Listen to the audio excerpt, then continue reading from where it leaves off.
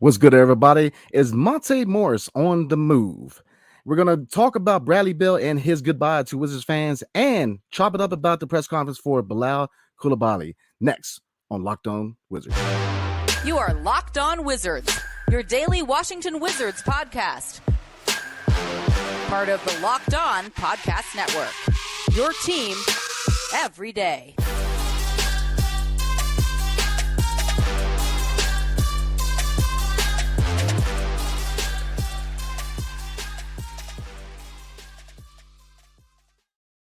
Thank you for making Locked On Wizards your first listen every day. We are free and available wherever you get your podcasts and on YouTube, part of the Locked On Podcast Network, your team every single day. So today we're going to talk about Monte Morris. Is he on the move and where? And how would that affect the current roster construction in the 202? Then we'll talk about Bradley Beal with his goodbye letter and how interesting that is going to be. And we're going to talk about Bilal Coulibaly, our new first-round draft pick, and his press conference. So let's dive right in. Monte Morris. Obviously, if you look at the current roster, he's odd man out. So we're going to look at what are the destinations that seem more likely to you, and with him being traded, how does it affect the roster going forward? So, what are your three right now? Your pretty much your top three destinations for Monte Morris as far as trade destinations. Yeah, that's a good question. One of the point guards certainly have to be traded. We have a lot of guys. They definitely need to consolidate. I mean, we have some good guys. Of course, I like DeLon Wright a lot as a defender. Tyus Jones is a good backup point guard. And Monte Morris is a backup point guard. You can call Jordan Poole point guard. He's a combo guard, point guard / shooting guard. So you just have a lot of guys at that spot right now. They're all typically backups, except for if you want to say Jordan Poole is a point guard. Tyus Jones was a backup to John Morant. DeLon Wright a backup this year and throughout his career, and then Monte Morris really a backup on the Nuggets. That's what he really should be. He shouldn't be your starting point guard. He really should be your backup point guard. And then before we even started, we talked about how Monte took the Wizards name off his Twitter bio. He turned his profile picture into a black, just all black, and then he put up the popcorn emoji. And then he put up some other cryptic tweets as well. We were just laughing before we started, guys. Monte, I think he's a good guy, good player and all that. But honestly, all the cryptic stuff is just like, I'm not going to say typically star players do that. And, he's not a bad player. But for him to do all this is kind of just like we're just sitting back and laughing at it. But, we like I said, Monte's been nothing but a nice guy since he's been here. But it's just kind of hilarious watching him kind of do all this while he's been talked about being traded. But yeah, to get back to the question, and then I'll point out Keith Smith, NBA from SpotRack. He tweeted out 3 days ago. He said, the Wizards are far from done with rebuilding their roster. They've engaged with several teams on trade talks involving their veterans on the roster, sources tell SpotRack. So Washington is motivated to clear out some of their new logjam at point guard. So obviously, they're going to move one of these guys. And I thought they're going to move him during the draft. So I'm actually surprised that some of these guys are still here. I thought either Tyus or DeLon or Monte was going to be moved so we could try to move up in the first round, maybe to package Tyus in all the second round. Since we have a million second round picks, they could just attach Tyus and all these second round picks we have and move up into the first, or DeLon in the second round picks, or Monte Morris, etc.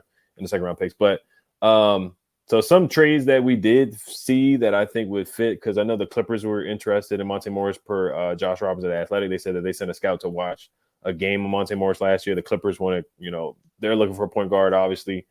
Russell Westbrook, they signed him on a buyout last year. So they kind of been really looking at a point guard hard. They signed John Wall last year too. So they've really been trying to get a point guard in there. So I think Monte Morris is a guy that could fit. So shout out to the Wizards of Oz. .com. They reacted to the trades that we did on Bleacher Report last month. So they had a trade. This is a mock trade that they came up with. Monte Morris for Robert Covington, Amir Coffey, and a second round pick. And I'll get your opinion on it. I think it's not a bad deal. You got to think again, what are you going to get from Monte Morris? You're not going to get a first round pick unless you package him with one of our younger players. You're just not going to get a first. So at best, you're going to get a second round pick. And then maybe like a solid player. He's making $9 million per year, which is pretty good. That's a really good contract for him. So I like that deal that he's on. So he's got 1 year left on his deal. So I wouldn't mind Robert Covington. I got to look at his contract to see if the salaries even match. I want to say we do have a traded player exception, so maybe it could work. And then Amir Coffey, we were supposed to trade for him in the original Porzingis trade where we were going to get a first-round pick for the 30th pick. So he was one of the guys that was supposed to come over from the Clippers. So it just end up with Amir Coffey. And then the Raptors one that Wizards of Oz came out with was Monte Morris for Thaddeus Young and Precious Achiuwa. Precious Achiuwa is a solid young man, young big man. He could be a backup to Gafford next year. And then Thaddeus Young is on the tail end of his career, so he doesn't really provide much value, but he's a solid guy off the bench. And then the other one is to the Nets for Patty Mills, another backup point guard, and then Day'Ron Sharpe, a young backup big, and then a second-round pick. So, and then another one I found, this was somebody from the Timberwolves media. They had us trading Monte for Wendell Moore, who went to Duke last year. Or 2 years ago, it was a first-round pick, and Taurean Prince at a second-round pick. So that I actually like that one kind of better. I think the first one probably would be the Clippers one because I do like Amir Coffey. I do like him in a second-round pick. I'm with you, E. I kind of like the T-Wolves offer, man. That's because you got a couple of intriguing pickups right there. Because there's obviously a youth movement right now. But let me get on Monte real quick, man. Before I even get into any trade talk. I mean, come on, bro. Like, really? We being encrypted on Twitter. Come on, man. I mean, the criticism of Monte, none of it is like out of left field. None of it is unfair. You know, you came in, you had that 1 year to prove whether you can be a starting point guard. We know what you can and can't do. And my hat goes off. You came and did your job. You know, I'm not going to say you didn't have a terrible year. You came and did your job, but you're not starting caliber, man. So to kind of take that personal and get all mad and go at people on Twitter and all that, come on, man. Stop it. Get back in the trade proposal. Like you said, you're not going to get much. Monte's a backup. I mean, we have a roster full of backups. Now, it's going to be interesting to see how this roster kind of unfolds going into the offseason because obviously they're letting the market unfold. You know, a lot of teams, they're not going to be able to sign a guy. You're making $9 million, so he'll be a nice backup point guard. You know, the Clippers is intriguing. They need a backup point guard in LA.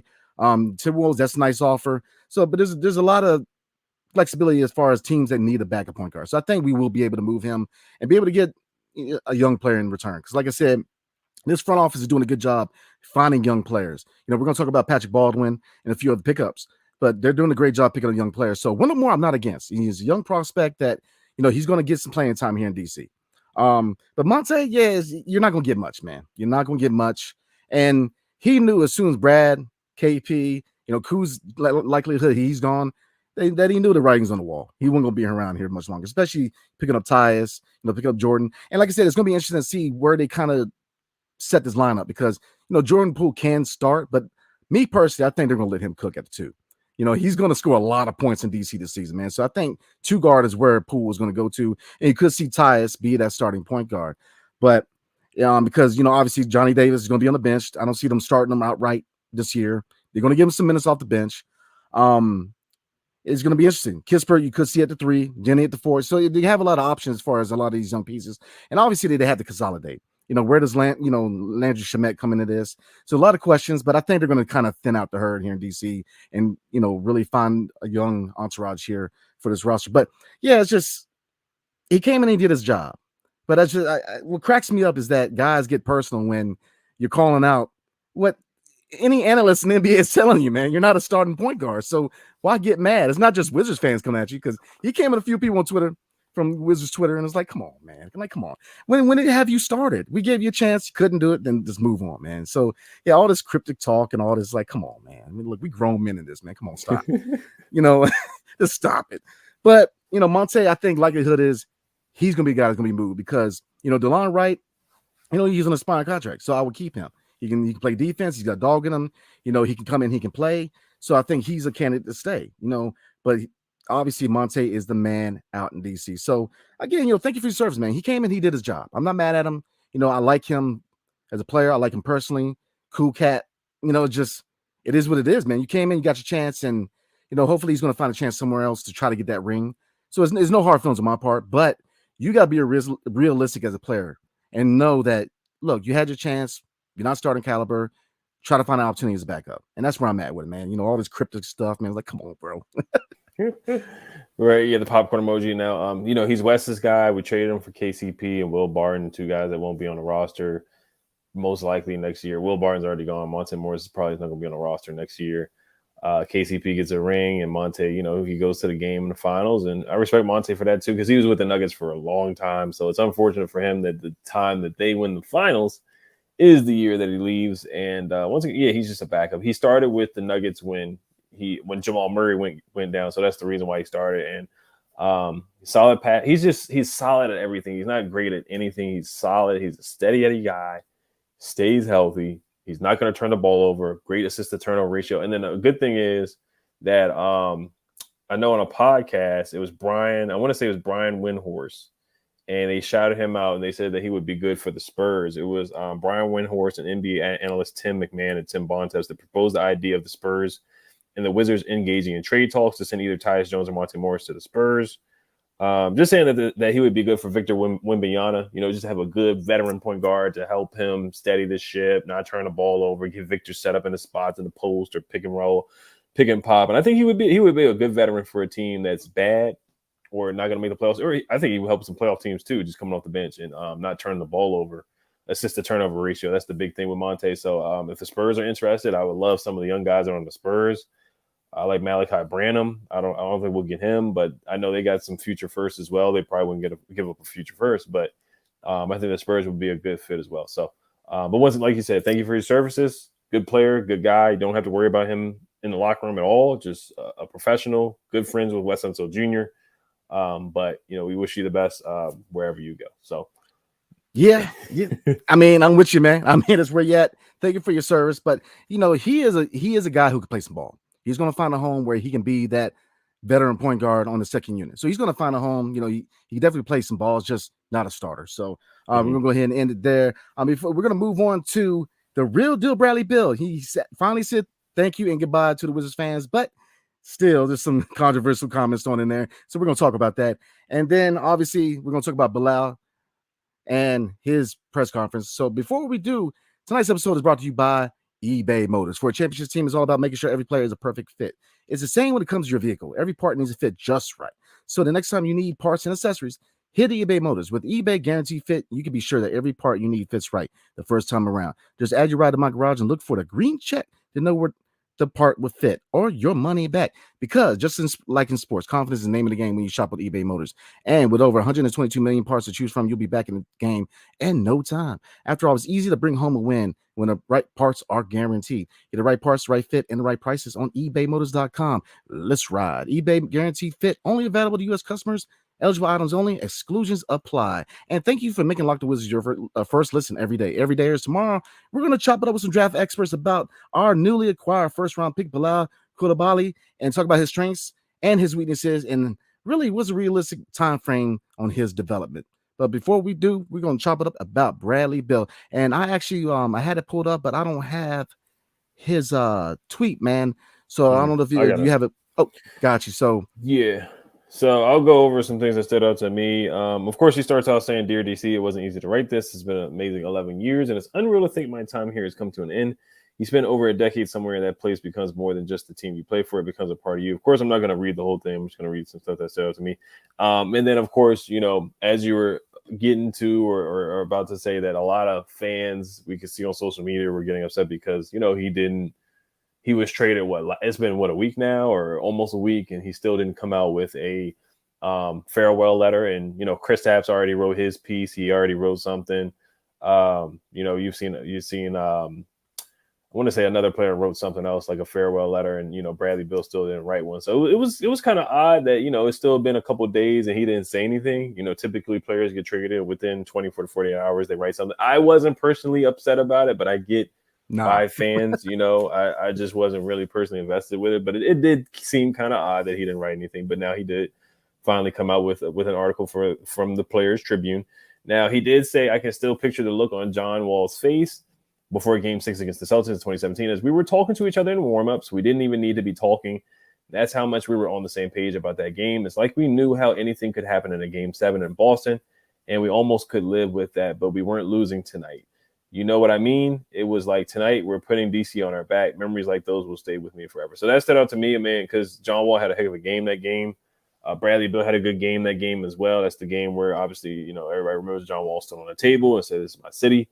And Brad had a good game. He had 33 points that game. Now, of course, you can look at the good and the bad. Him and John had a great time in DC. They had so much potential.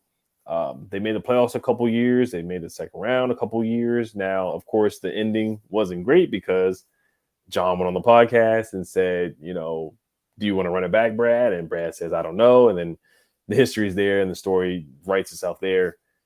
John Wall gets traded not too much long after that. So, of course, he's going to shout out John. They're still buddies off the court, but that definitely stood out to me in the article too. Yeah, I'm with you. I wasn't very invested. I could care less if you said goodbye. It is what it is. But I would say this about Bradley Beal, man. It's just an unfortunate end to an era where it was just it was man, and it's not what you can't really compare. It's a bad era. We just couldn't surround him with talent. The contract was just too much of an albatross contract, man, and but criticism. There's a lot of camps as far as Bradley Beal. You got people that are supporters of Bradley Beal. You got people that really don't care. And you have people that are kind of like, rubbed the wrong way about his exit. And I'll say this, he came in, he was very loyal, 10 years here. He signed many deals to stay here. You can't blame him all the way for the contract because that's when Ted Leon says, and Tommy Shepard, they should have known that contract was downright stupid. But I mean, to give him that much power is just ridiculous, man. It's a dumb contract. But, I'll say this, man. He could have did better as far as certain things. All right, he signed a contract, and I get that. I have no problem with generational wealth. Doing what's best for your family. A contract. It set his family up for long-term success, and I'm all about that, man. Get your money. But to me, this is my personal opinion. Obviously it differs. But my issue with Brad last year was the bad body language. He didn't exhibit the body language of a guy who was a franchise player. When you're getting blown out and you're chatting it up with your buddies at the free throw line, I have a problem with that. When you're getting blown out and you're over there, you're tapping it up with Jason Tatum, I have a problem with that. I have a problem with, who cares about your 2K rating? But you're going to go on, you're going to go on Twitter and have a war with fans over your 2K rating? Who cares? Bro, you're not a 90 above. Let's be real. Just get over it. I mean, it's just the body language was trash. And it's just certain things he did just rub people the wrong way. It wasn't he didn't take that step to be a leader.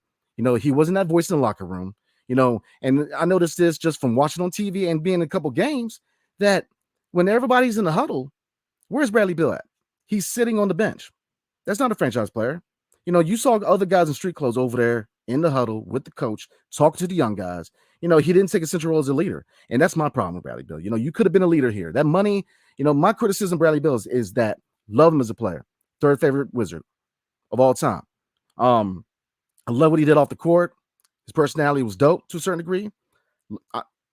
To me, it was the contract. That contract to me signifies this, that you're the guy. You are the franchise player. You need to be the guy that takes the last shot. You need to be that voice, digging into people, man. Really being that leader. He wasn't that guy. And it's just the body language just was terrible. And, even the way he left, it's like my personal opinion is this, man. Yeah, obviously he's going to find the best position for him as a player and longevity of his career. And Phoenix, man, look, they got a nice little squad. Now, can they find a bench? Whole nother question. But again, not our problem. But the way he left was a little sloppy. Could have been done better. But it's just, I think that's where a lot of fans are at, man, is that it's not criticizing him as a man. Obviously not. Not him as a player. He's very important to DC. It's just, that contract was stupid from the get-go. That amount of money for a guy who has never been a number one. And then you throw in a no trade clause. Then you throw in a 15% trade kicker. And then he dictates what you get for him. All this power for what, man? For what? You're not a top 10 player. You're not on the same level as Steph Curry. You're not on the same level as Giannis. You're not on the same level as LeBron. You're just not. And this charade that we had going on for 2-3 seasons that Bradley Beal's a guy, we're going to try to surround him with talent. We wasted a whole bunch of time. And now we finally got a front office who's going to build. And we can finally rebuild this franchise because we were held hostage by this contract, man. And by God, I'm so glad that he's gone just because of the contract. It's sweet and sour because if he made less, I would love him to be in DC. I would love them to try to build around him if he made less money. But as soon as he signed that contract, that was it for it. It was just a matter of when. We all knew it was a matter of when. When was he going to have enough of losing in DC for him to ask out? So, when the front office came in, it was just, I knew it. It was it. He was going to ask his way out. So it's sweet and sour, man. It really is because as a man, what you did off the court for this city, man, you did more than most. I mean, especially for a city that's a capital, and then you get, so many decades, we got no love in this community, man. This community struggled. So, him and John and even Russ that 1 year was here, for them to do what they did off the court, to make sure the kids were fed, especially in the summertime, make sure kids had book bags, make sure certain things were done. Mad respect, man. Mad respect. Because I'm from the area and I love it, man. Because kids need help around here, man. But his exit could have been better. And obviously, if you look at what he said, he left the door open. He said, "Look, I'm not saying goodbye," but then he throws out, "We're only 162 away." It's like, bro, come on, man. You were good, and then you had to throw it in there. It was like, come on, man. So it was a sloppy exit, man. I wish him the best. I don't dislike him. I wish you the best, bro. Go get your ring. Really, do what's best for your family. It's unfortunate that it ended this way, man, because it was just sloppy from the get-go. It wasn't meant to be.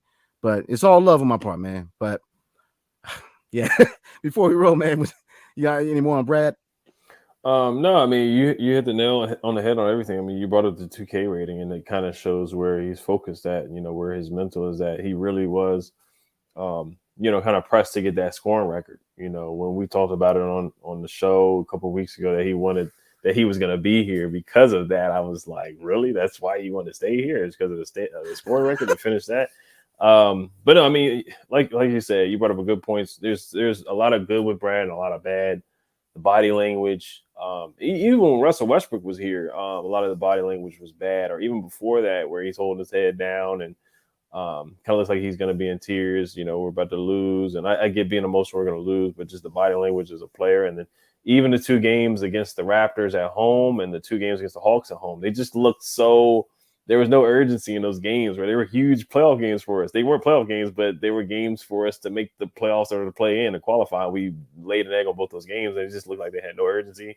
The last shot that I don't really remember from Brad is the shot that kind of went off the backboard. It did go off on the backboard against the Raptors.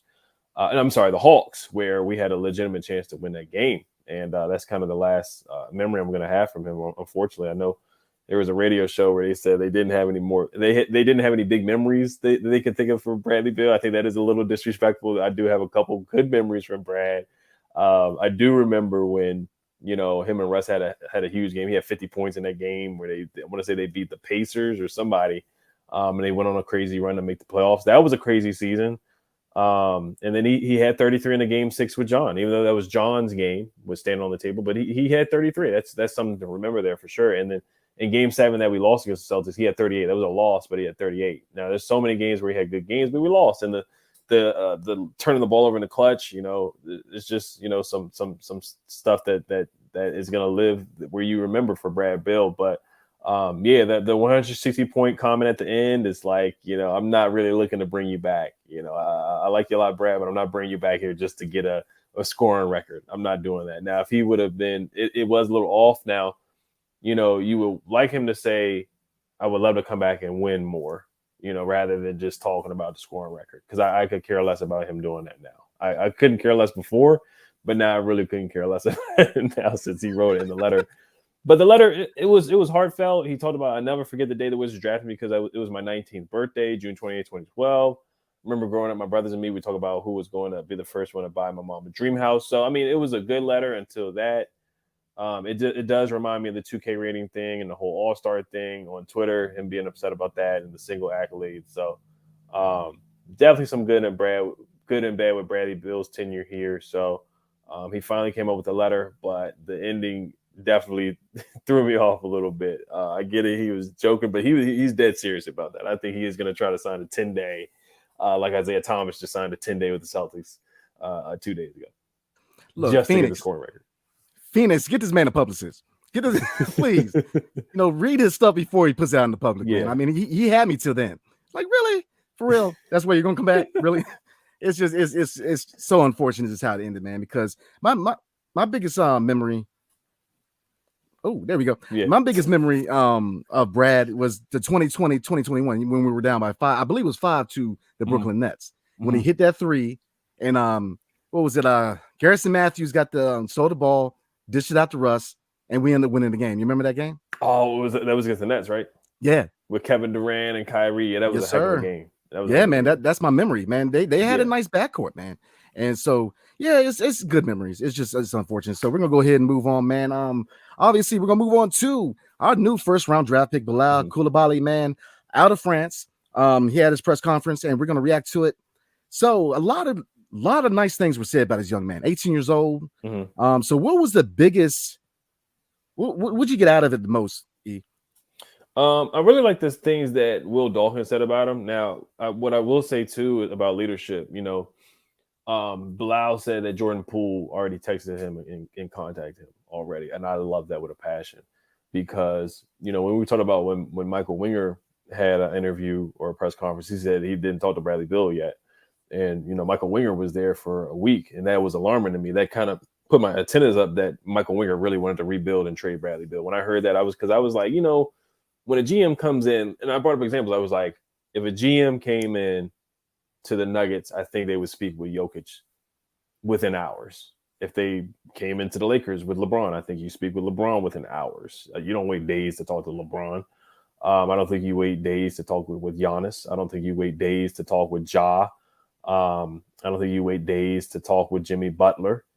So that's just the sense and vibes that I got. And I love the vibes that Jordan Poole is giving. Maybe he can step up and become a leader. Maybe he can mature as a young man. He's stepping up and doing that. So that was awesome to hear from Bilal. Bilal said that he wants to be a guard or that he plans on playing as a guard. He was kind of a small forward / guard. So to have a 6'6" guy with that kind of wingspan playing guard is exciting to see. And then Will Dawkins also said that he wants Bilal to play with the ball a little bit more. We want to definitely explore that through the summer league. So I'm excited for the summer league. And he also said we won't take short-sighted approaches in the draft. We'll take the guy who will be the best long-term player. And that's something that we haven't really seen the Wizards take big swings. Corey Kispert, I love Corey. I think he's one of the better draft picks under Tommy Shepard's tenure. But he was more of a guy where you kind of knew what you're going to get. Bilal, you don't know what you're going to get. There's so much potential there. Corey is what he is. He's going to be a good shooter. He's going to make the right pass. He's an underrated athletic player, but you kind of know what he is. Rui, good player, scorer. You already know what he is. You kind of already knew what he's going to be coming out the draft. Who else they got? They got Johnny Davis, another guy who is a consistent player.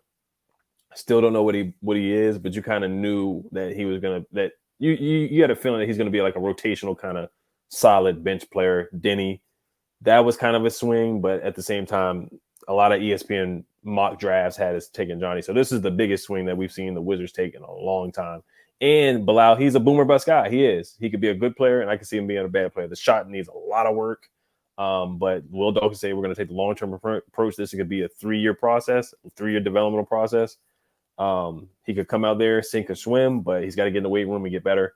And Will Dawkins is ready to take on the challenge of developing Bilal. And Bilal, of course, I like that Bilal is aware of himself. He's getting the number 0, but he knows his history. He knows who Gilbert Arenas is. He knows who Agent Zero is. He said he played 2K. So, for him to get that number, I'm happy that he at least knows the history of Gilbert Arenas. So I don't really have a problem with him getting Gilbert's number. Now, I know Gilbert had a great career here. It didn't end well, but I'm happy at least that Bilal knows the player that he's getting the jersey of. So there's a lot of positives from it. But a lot of stuff that Will Dawkins said to me. And then Bilal said he first got into basketball because his favorite player was Carmelo. And he also said he wants to be an all-star, one of the franchise players. So he said a lot of good things. This is a press conference. It's a honeymoon phase right now. So I'm not going to take too much stock into it, but I heard some good things from Will Dawkins and from Bilal. The biggest thing I took out of it was this. Like you said, he's self-aware. He knows that he's got to work on his game to get acclimated to the NBA game. The fact that he mentioned shot. Look, he said it himself. The NBA game is faster. Your closeout is faster. You got to get that shot off quicker. In the NBA, that closeout is quick. They're going to contact the shot, and he does well. I mean, looking at his highlights and looking at his scouting, man, he is known for his closeout speed. Defensive, I like what I see from him defensively. Now, offensively, he's going to have to get that shot off quicker. He's going to have to work on the mechanics of that shot. But the mechanics are there. He's got speed. Add a little strength, yeah, absolutely. But the athleticism is unreal, man. If he can really piece it together. But that's the biggest thing I got from Will Dawkins and from him and just from the organization, period, is that they're taking their time. They're going to do it right. I believe there was a comment made within the organization that 2027 was kind of where they're looking at as the time to be, a contending team. And they're telling me that they're taking their time. They're going to take the time and develop right. And if they properly develop him, I think he can be an above average, maybe an all-star guy, because again, he is very athletic. You can see the potential with this kid. It's just you got to develop him.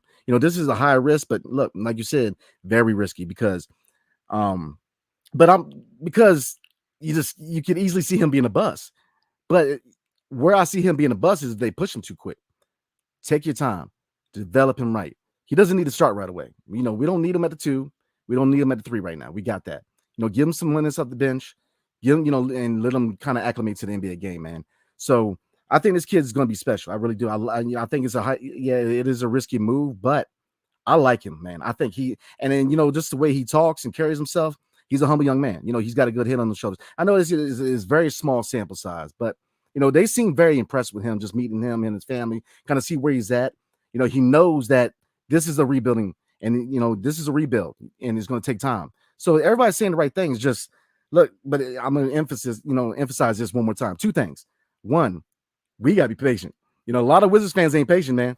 I'm just saying. I mean, we both know Wizards Twitter, man. People aren't patient. You got to be patient. This is going to be a more 3-year plus rebuild, man.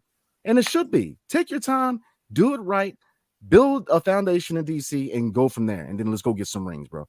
But let's not rush into this. Take your time. So that's what I'm saying. I like the move. I'm liking more and more because he seems like a real humble kid. But look, he's only 18 years old. So he's still growing. He is still finding himself. Look, he said in the press conference, look, soccer was his first sport. So, I mean, he didn't get into basketball. His dad was a basketball fan and he got into it and he liked it. But, you see that with a lot of overseas guys. And that's why, again, you see a good footwork comes from soccer. People forget, man, Hakeem Olajuwon, he's known as the best big with footwork because he was a soccer player. So you see a lot of fundamentals with these overseas players, man. A lot of fundamentals, knowing how to use their feet. So I think it's going to be all right. But we have to properly develop him. And that's where I'm at. Take your time, develop this talent, and let's do the right thing. Let's do it the right way. And I think we'll be all right in the long run, man. Mm-hmm. Yeah, he also said that the Wizards were his only pre-draft visit. His agent specifically picked Washington as they only had time for a single visit. Yeah, of course, they just had the playoffs with Wemby, so he didn't have a lot of time on his hands. And Will Dawkins, had strong interest in Bilal, so they made it happen for a pre-draft visit. Now, Summer League's coming up very soon, so like you said on social media, if he struggles in a summer league, and they're going to try to experiment with him. That's what I like Will Dawkins do. They're going to put the ball in his hands, let him dribble the ball up, let him play guard, let him play shooting guard. He's capable of doing it. We saw it in the playoffs where he was going left, Euro step moves, finishing around the rim, dunking on people. So I think that this would be the perfect setting to just throw him out there and see what he can do in summer league. Let him play guard, let him play all over, and let him guard 1 through 5. Let him guard everybody and just show how athletic and the long wingspan that he has, and go out there and experiment and let him play. So this will be a great developmental opportunity for it. Now, if he goes out there in summer league and doesn't light the world on fire, not going to overreact. It's kind of the same thing with Johnny Davis last year, where Johnny really, really struggled. And I was like, hey, man, this is gonna take a little bit longer than what I thought. With Bilal, I'm already in the mindset where, like, hey, it may take a while, but the reward is going to be great if we put him in the right weight room, diet, developmental program. 2 to 3 years from now, we might have a really, really, really good starter to a potential dominant player in the league. Yeah, completely agree, bro. Completely agree. Evaluation is the name of the game. So before we roll, man, got anything else you want to cover? No, that's it. Got you. So we're going to go ahead and roll, guys. Definitely appreciate y'all. Thanks for making Locked On Wizards your first listen every day. Again, every day or tomorrow on the show, we are going to talk about Bilal Coulibaly and what his strengths, his weaknesses, and if he's developed right, how high is his ceiling? So definitely tune in. So again, like, subscribe, comment below. Definitely where you get your podcast, definitely a 5-star review is much appreciated. So again, I appreciate y'all and